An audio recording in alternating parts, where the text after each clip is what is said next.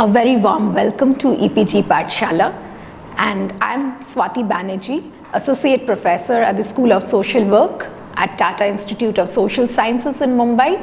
And today I'll be talking to you on the module on feminist community practice within the paper on gender and social work. Feminist community practice is a slightly not used term, but community practice is a term which is used quite often. So we'll try to see what is this difference and how do we understand and what is its usefulness in practice and particularly in social work practice. So the topics that we'll discuss today would be trying to understand this difference between feminist practice and what would be the implication of working with women, which is something that we all do or social workers and development practitioners do. Implicit in this understanding of feminist community practice is the understanding of feminism. So we'll try and very briefly try to understand the very complex understanding of feminism.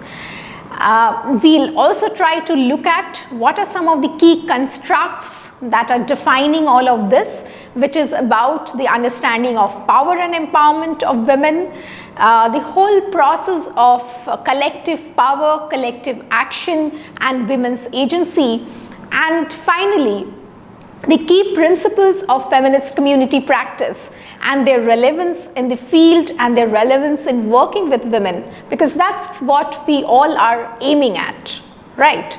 So, and from there we look at a way forward, and finally, how do we get a more in-depth understanding through references.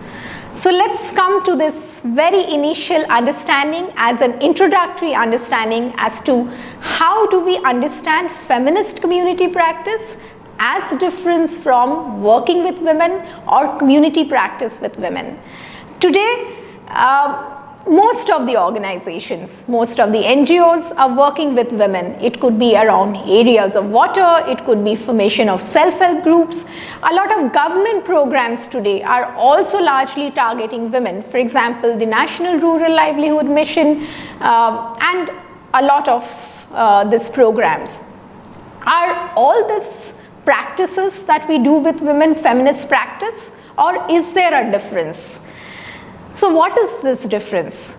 Feminist community practice emphasizes on recognizing, questioning, rejecting, and challenging the status quo that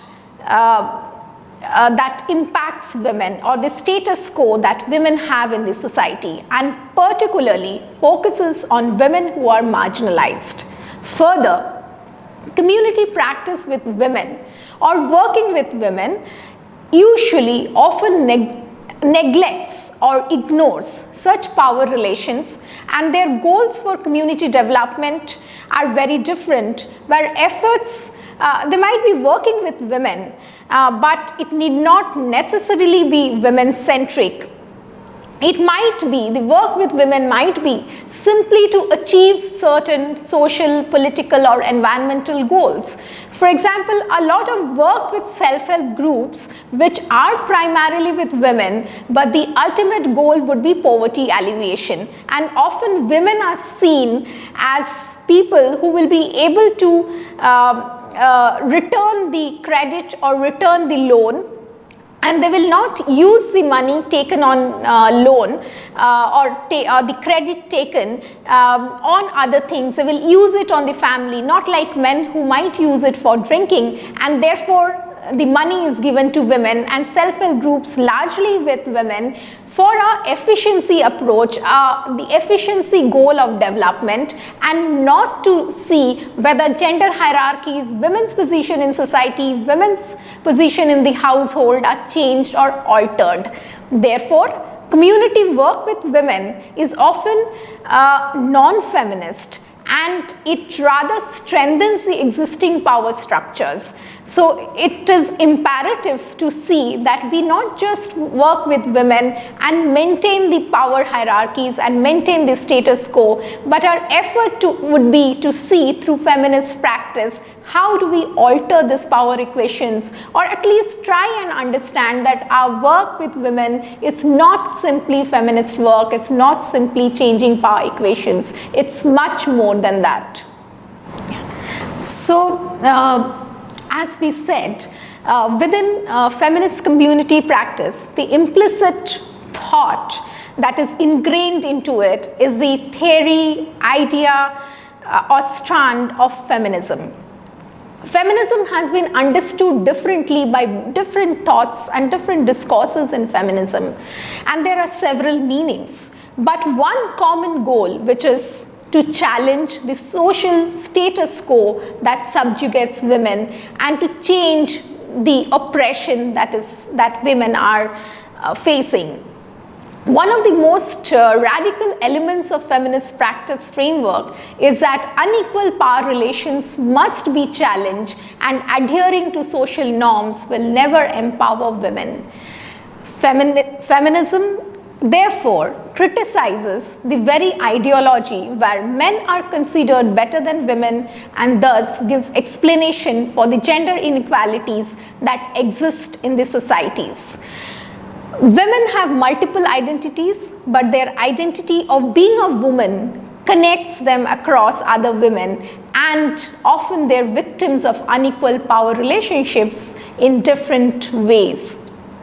So, to sum it up, the key tenets of feminism, therefore, would be to understand that women are oppressed because of their identity of being a woman, and then there are several identities which we also need to look at as they intersect and create certain experiences. Simultaneously, different strands of feminist thought also gives an understanding about the causes and effects of this oppression of women, and finally, it also tries and suggests a way forward. And based on this understanding, there are different strands in feminist thought. Therefore, the key feminist slogan is "Personal is Political," which re-emphasizes the relevance of women's personal experiences to understand the politics in women's lives. Feminism, therefore, in a very broad sense, means to recognize that women have always been denied equal rights due to the gender inequities which are very deeply ingrained in our social structures. And it is extremely important to see these gendered constructions of social problems existing in various communities, and we need to move towards a process of change and transformation, and feminist community practice is one perspective and a strategy to move towards this process of change and transformation by challenging the status quo, by challenging the existing power hierarchies that exist in our society. Given this large understanding of feminist community practice, feminism that influences feminist community practice, what are some of the key constructs that influences these thoughts? Power and empowerment of women is a very important understanding that influences feminist community practice. However, women empowerment today has almost lost its meaning. It has become a jargon due to its overuse of the term. It's an attractive idea. And often, if you're writing project proposals, which you would do, you will realize that you need to use the term empowerment somewhere for it to get funded. Now, how do we move beyond this jargon to understand what are the complexities, how do we unpack, and how do we understand its relevance to change women's lives? Empowerment can be conceptualized as a change in unequal power relations in the favor of the oppressed. So, the centrality of the marginalized women, the centrality of the oppressed women is intrinsic to the idea of empowerment. Roland writes about 4 types of power, which explains how do we understand power and therefore how do we transform it for empowerment. She talks about power over. Power over is about absolute power, absolute domination of one group over the other. For example, it could be certain caste groups having absolute power over another set of groups belonging to a particular community or caste. It could also be, for example, let's say, if I am a teacher and you are the students, and because of the fact that I evaluate you, I would have absolute power over you. Now, the next would be power 2. It's about having power, but that power is used more constructively for positive change. For example, let's say parents have power over children, but they don't necessarily use that power to punish children. They would use it constructively for the growth of children. Power width. That is very important when we are talking about marginalized women and when we are talking about feminist community practice. It's about collective power, that the group of oppressed individuals, when they come together, they have power width or collective power to resist domination. So power width helps us to resist the status quo, resist the unequal power relations. So most movements are wonderful examples of creative power which resist the dominant hegemony, the dominant structures, and tries to bring about newer relationships which talks about collective and shared forms of power. Finally, power within. And that is very important when we are talking about women. Essentially because women have been, and many women have been, historically oppressed, and therefore there is an understanding of negative idea about themselves and a lesser self-worth. So power within helps in increasing one's critical consciousness that leads to the feeling of self-esteem and self-worth. And at the same time, we feel, or women feel, that we need to be respected. Others can't disrespect us. A lot of times in our work with marginalized women, we realize when we are collectivizing them, let's say we are working on the water issue and we have to go and meet some government authorities. And a lot of times women would say, "Tai or sister, you go and talk with the government officials. We can't go, we can't talk with them. We have never talked." Now this feeling of we can't do needs to be translated through critical consciousness, and power within plays a very critical role here. Feminist community practice gives immense importance to collective power and collective action.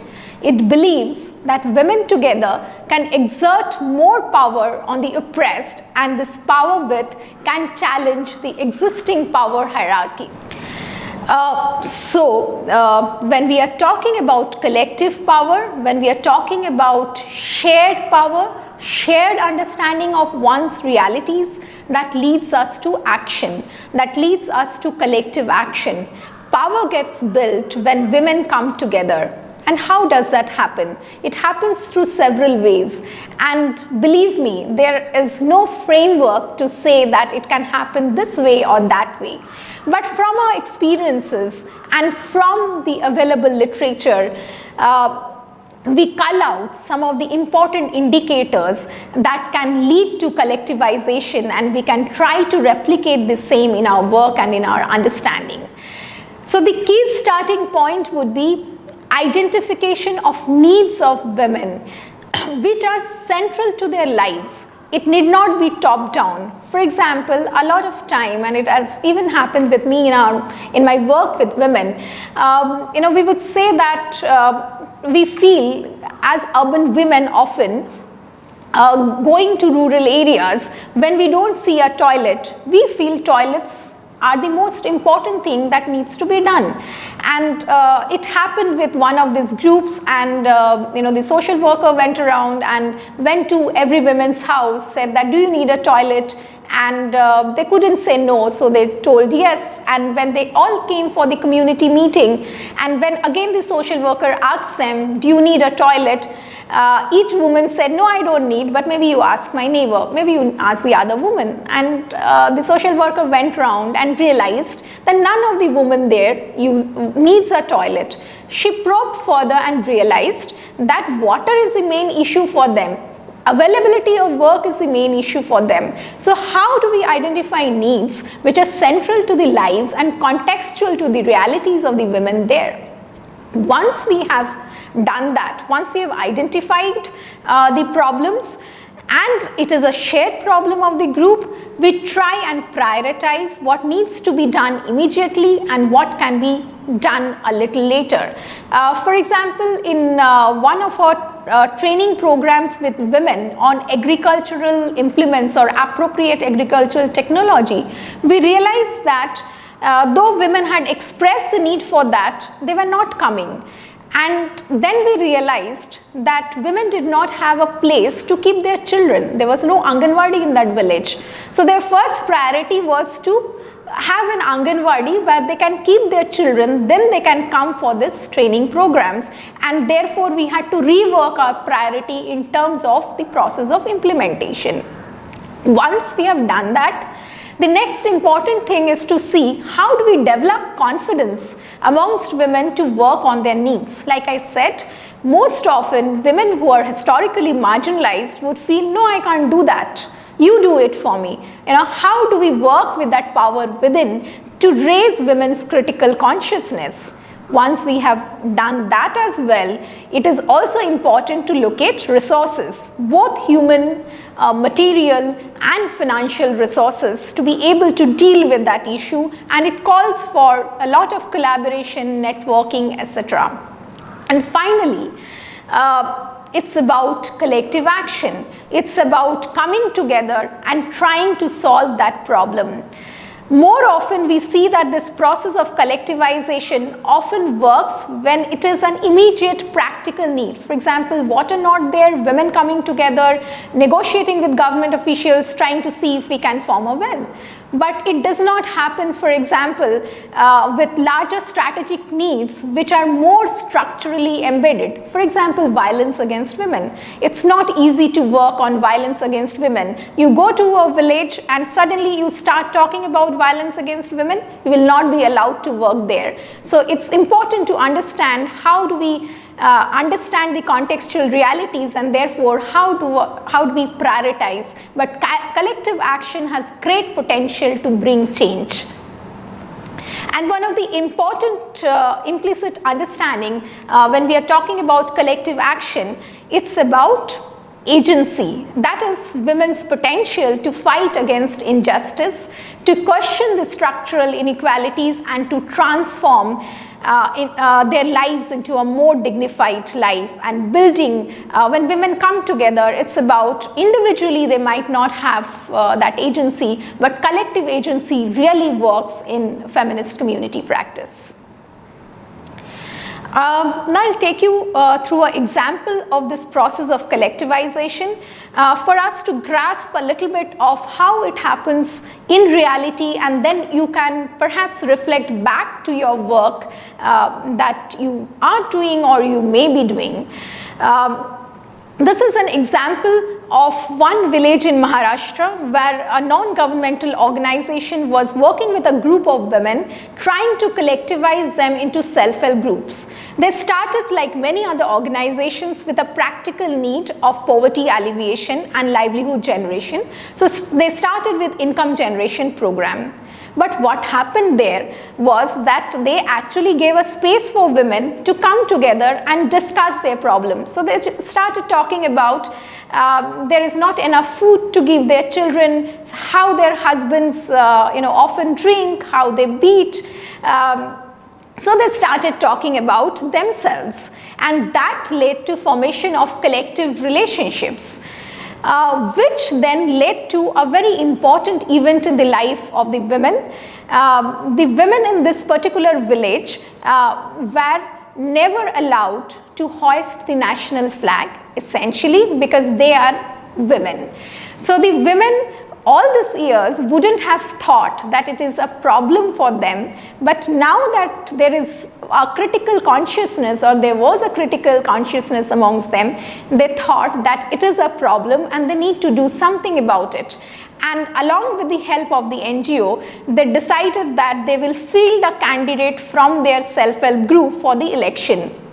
Now, there are many processes in it. It's not as easy as I'm saying it here, but the woman was fielded as a candidate, and finally she won. And a very interesting thing, the election campaign they did was, their election symbol was a bucket. So they would usually, try to collectivize women by saying, all my sisters, try and come and vote for us, vote for this bucket. Finally, the women was elected. She was able to hoist the national flag, and that was one step towards a process of empowerment. But when I'm saying this, it is not to say that the process of empowerment is very linear. There are many complexities, and even this particular woman, which I learned a little later, when I was working with her and when I was doing this study with her, after I finished and I was coming back from that village, by the time I had built a little rapport with this woman, I was coming back and suddenly she broke down. She cried. And I said, why are you crying? And she said, sister, you might have, you have seen or you have understood it as a wonderful story of empowerment, but there is much more to it, which I could not share with you earlier. And then she told me her story, her narrative, that when she became the head of the village, or the sarpanch, and one day when she was going from the field, the ex-sarpanch threatened to rape her if she doesn't relinquish her position. And she again started crying, and she told me, sister, as a woman, you understand how difficult it is to deal with this threat. And she said, I felt I would leave my position, but there were other women and slowly other men in the village who supported me, and I could continue. So therefore, we understand that empowerment is a journey, but collectivization really helps in this journey or in this process. Principles of feminist community practice. What are the key principles? There are many key principles which helps in strategizing in our work with women and to help improve their status. Some of the key principles would be recognizing and addressing women-specific issues, sisterhood, emotion as a critical strength, group development, women's capacity building, cooperative and collective participatory decision making, which we also call as flattened hierarchies, reclaiming women's spaces, celebrating women's history and their traditions, celebrating women's act of courage, and recognizing cultural diversity and the differences that exist among women. Now let's take this one by one and see what are some of the key tenets within it. Recognizing and addressing women's specific issues. This is an important principle in feminist community practice. There are always certain issues that impact only women, and it is extremely important to recognize and analyze such gender-specific issues. For example, in one of the tribal communities I recently visited, the Ratwa community in Gujarat, sickle cell anemia amongst women was a major concern. There are other issues like, for example, water problem. Some of these problems never get raised. Most often in community meetings, the men would be very vocal, the women would be silent, and therefore a lot of so-called women's issues, women's experiences gets invisibilized. The gender division of labor can bring out some of the women-specific issues very clearly. For example, women will never engage in anything if their work burden and their responsibilities of taking care of children, etc. are not met. So it's important, for example, often we go to villages or go to other areas and call for meetings, and some of these meetings is when women are to collect water, and then women are not there in these meetings. So how do we understand some of these priorities, some of these issues that are there with women before we actually strategize and work with them? Feminist literature says that availability of time is the biggest challenge that one faces while working with women, and it's important to see how do we unburden women to be able to involve them in our mobilization work. Strategic needs, it's very important when we, like we said, when we work with women, to understand what are the immediate needs and what are largely deeply entrenched structural needs, and how do we work towards a combination of both practical and strategic needs. Now we come to the second principle in feminist community practice, which is about sisterhood. Where it's very interesting. Here we talk about emotion as a critical strength. Often emotion is overlooked as something which is not good, but in feminism, in feminist community practice, in collective action, we say that it's very important to connect with each other, to share our stories, to share our difficulties, to share our understanding, to be able to come together to take action. Feminist community practice emphasizes that women organize. When women organize, it is much more than just helping each other. It leads to an exchange of empowerment.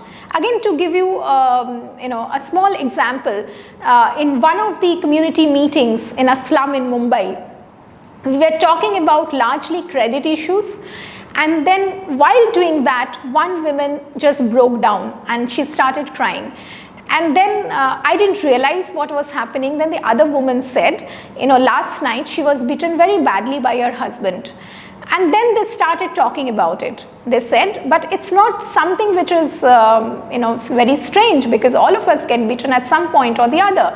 And there's nothing to talk about it. Slowly, when all of them started talking, they realized that there's a need to talk about it. There's a need to be with each other, connect with each other, bond with each other, so that they are able to overthrow some of these oppressive structures. And then they realize that it's important for them to support each other. And there are many examples where when one woman, when her husband is beating, or when her husband is about to beat, the other women come together and resist it. And in the front of collective action, with so many women being there, the men get very scared. So there are various examples to say that emotion is a very critical strength which we need to draw on in feminist practice. Group development. It's also very important for transformation that we work in groups. Groups are known to be building blocks of many change interventions, and groups with a purpose, group with a sense of direction. It's very important to facilitate and monitor the group for also strategic capacity building. So it's not enough to just ensure that women are collectivized in different groups, but it's very important to see how do we facilitate women's participation in these groups by capacity building and trying to understand what are the issues and trying to address them together. And today we see that most of the government programs are trying to form self-help groups, are trying to form collectives, are trying to form federations at various levels, and collectivizing women into groups, or what they also call community-based institutions, so as to often rework the existing power structure, or what we say that groups or institutions or community-based institutions can rework or deinstitutionalize some of the existing institutions like patriarchy or caste system. And this creates a huge scope for conscientization and a process of change. Cooperative, collective, and participatory decision making, or flattened hierarchies. We need to create an ecosystem where women are able to talk to each other without any fear, and there is a scope to participate. And there are things like, we institute things like rotational leadership, collective decision making, division of labor, etc., etc. A lot of this participatory mechanisms often lead to grassroots innovations. And when we are talking about participatory decision making and also creating a pedagogy to capture those decision making which is participatory in nature and not just from the lens of an outsider or researcher, it often leads to very, very interesting revelations. Again, a quick example from the field. We were doing this understanding of skill gap analysis with women in a village in Marathwada in Maharashtra.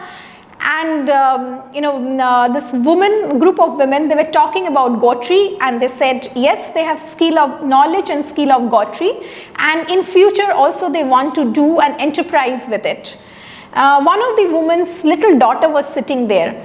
To understand the aspirations a little more from her point of view, we were trying to use this participatory pedagogy, and I asked her, do you also want your daughter to get into Gotri? Her immediate response was, of course not. She will study and be a teacher like you. And all of us, for all of us, that was a very interesting revelation, because that is what is the real aspiration, and often aspiration gets constrained in several realities. So how do we understand that? And creating this participatory environment often helps us to understand those realities, those aspirations of people, and then trying to address it. Reclaiming women's spaces.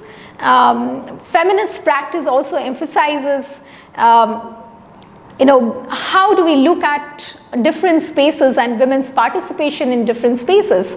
For example, often when we see a gram panchayat in a village or the panchayat structure, often we see the participation of the women is very less. And most of the villages in India, we have this concept of pati sarpanch, or the husband acting as the sarpanch or as the proxy sarpanch.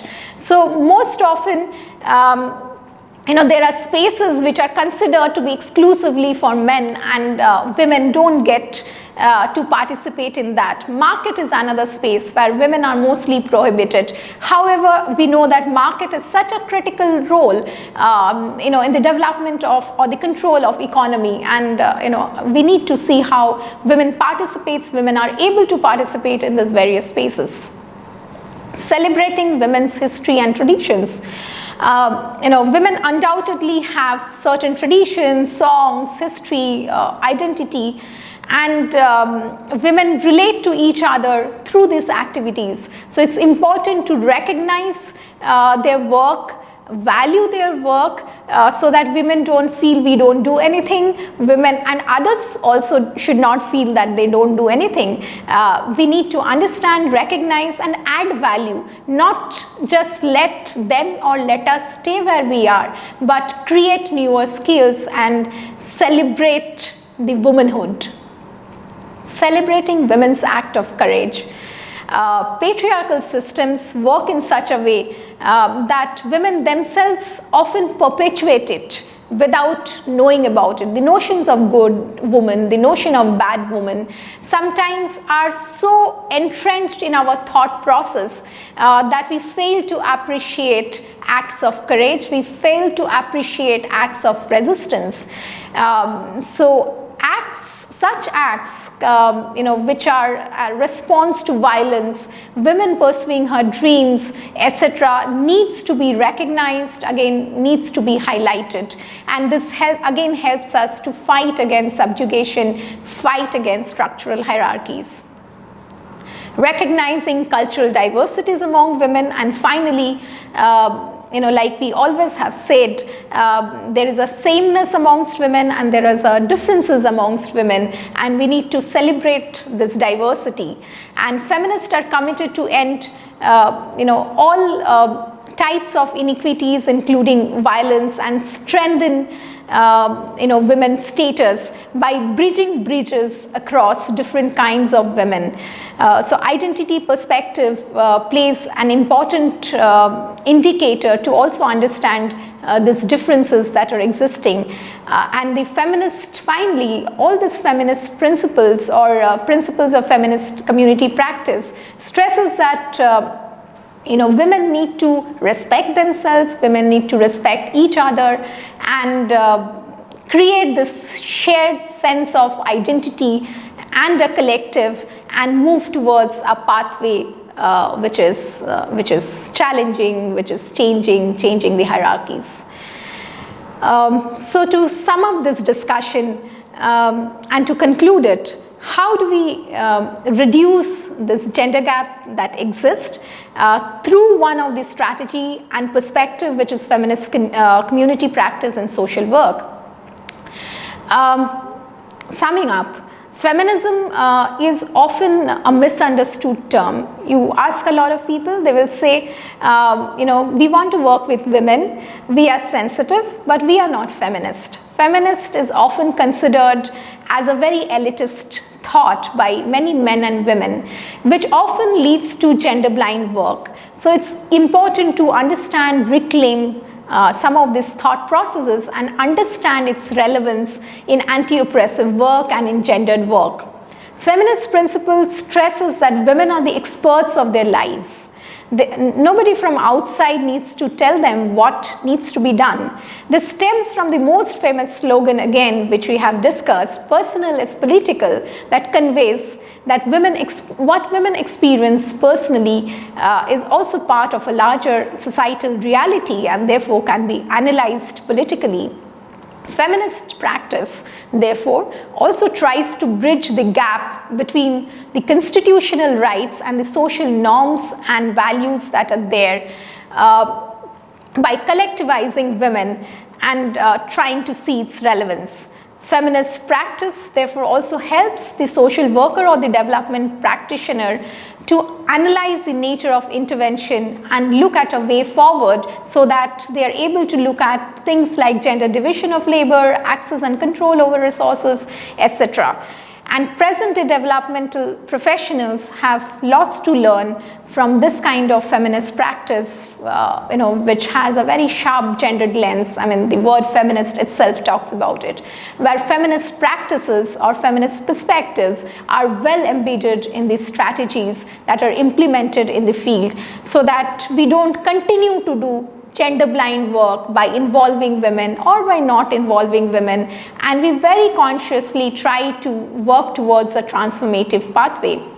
And I'm sure all of you would be interested to know a little more about it, and there are many interesting readings, and one of this would be Feminist Community Practice, the Handbook of Feminist Community Practice. You can also look at Rowland's and her idea of empowerment.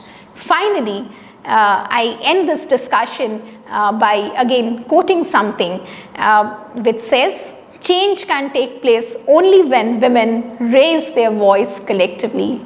A very, very important quote which I feel is really important in collective work, and it also helps us to examine some of our inherent mainstream understanding, and therefore we should always be questioning. And in the end, I want to leave you with a set of questions, and when you work, try to question this. Some of the questions I want to leave you with in your work would be: examine who participates, what institutions are involved, what objectives local participation has, how do we understand the politics of participation, exclusion and inclusion of women in it, and ultimately what changes and who benefits and at what cost, who is empowered and who is disempowered. Thank you so much.